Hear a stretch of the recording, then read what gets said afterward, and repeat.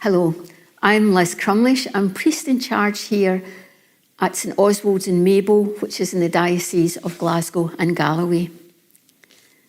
This series, for the season of Lent, spotlights the role of biblical women, named and unnamed, whose stories we find in the pages of Scripture.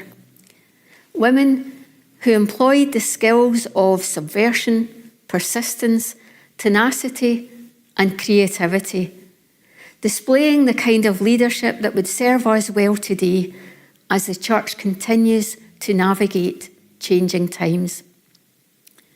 In this series, we will encounter in particular Shiphrah, Puah, Jochebed, Bethany, Miriam, Vashti, Esther, Mary, the Mother of God, and Mary of Bethany, as we consider the kind of leadership required as we attempt to plot new landmarks in a liminal season. The series is based on a book, Miriam's Sisters, Deborah's Daughters, published by Canterbury Press in February 2025. The lectionary that we follow, particularly in the Scottish Episcopal Church, week in, week out, often omits the stories of women in Scripture. It's not that they aren't there, they just aren't included in our prescribed readings. And so the role of women is downplayed in the stories of the people of God. In the stories of the Exodus, for instance, we hear much about Moses and indeed about his brother Aaron, but very little about their sister Miriam, a woman whose actions led to her brother's survival. Indeed, Miriam is one of 5 women who ensured that Moses survived to adulthood and was called by God to lead the Israelites out of oppression in Egypt. It began with the 2 Hebrew midwives, Shiphrah and Puah, who defied Pharaoh's orders to kill all the male children born to Hebrew women. By their subversive actions, Moses' mother Jochebed was able to give birth to her son, and when he became too big to hide, she placed him in a waterproof basket in the river. Who did she send to keep watch over the boy? His sister Miriam. As we know, the story goes that the basket was retrieved by Pharaoh's daughter, named elsewhere as Bethany, as she bathed in the river. She named him Moses and took him to the palace to be raised. These 5 women, Jochebed, Shiphrah, Puah, Miriam, and Bethany, were instrumental players in the story of the Exodus of the people of God.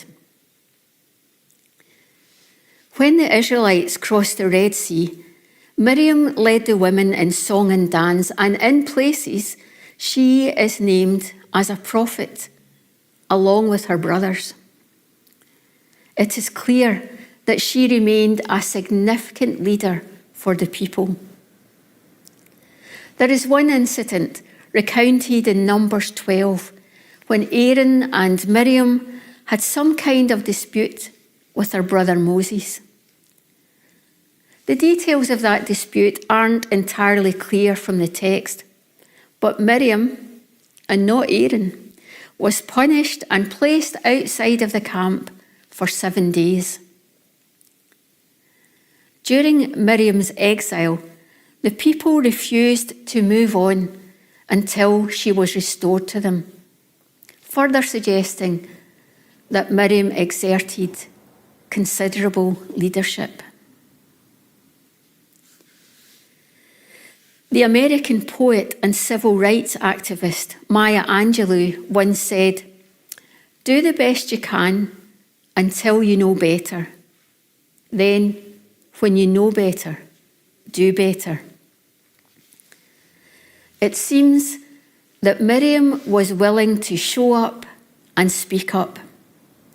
She was also willing to accept the consequences of being a persistent irritant. When Miriam returned from her exile, she showed up even stronger. It would have been easier for her to tone it down a bit, to quell her rage at the injustice she endured. But she knew that choosing a quiet life would not effect the kind of change she wanted to see. Scripture and history are littered with the stories of women refusing to pipe down, choosing instead to give voice to injustice, to amplify the voices of those who go unheeded, to persist in speaking out, even at great cost to themselves. Miriam's story is one of learning the dance moves of resistance. Let me share with you a meditation, Miriam, in 4 movements. Miriam hovered and ensured the safety of her baby brother, negotiating safe passage with Pharaoh's daughter, ensuring that the boy had every advantage in life, not least survival. Miriam danced and led her sisters in celebrating their freedom and their exodus from Egypt, wielding instrument and song in a celebration of life. Miriam waited when she was exiled for asking awkward questions, and then resumed her place as a leader and prophet who sometimes got in the way of a patriarchal agenda. Miriam persisted in the task of ensuring that those who were silenced could be heard in the cacophony of the male voice choir that often drowned out the voices of sisters who reasoned with wisdom. Hovering, dancing, waiting, persisting. Those well-known tasks of women in every age and culture.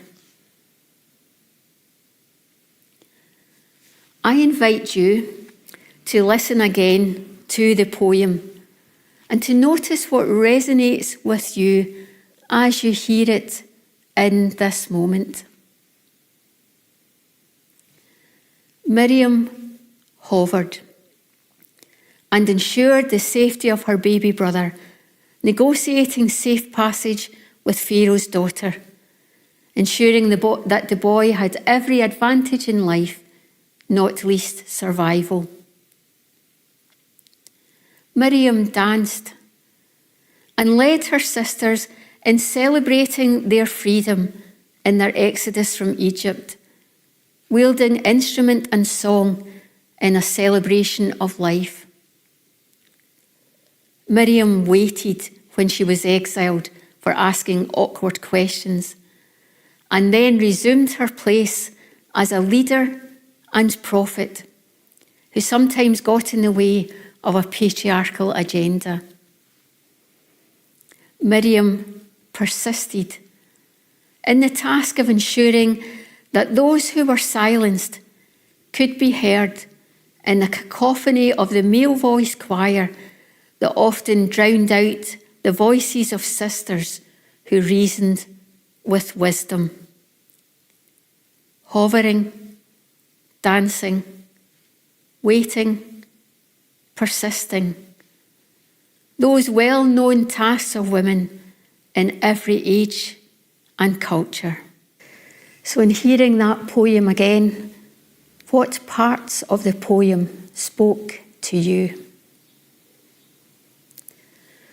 How might you keep on learning about difference so that you can gain insight into the experience of others? And what difference does that insight offer? And are there other biblical women whose stories you miss in the lectionary readings?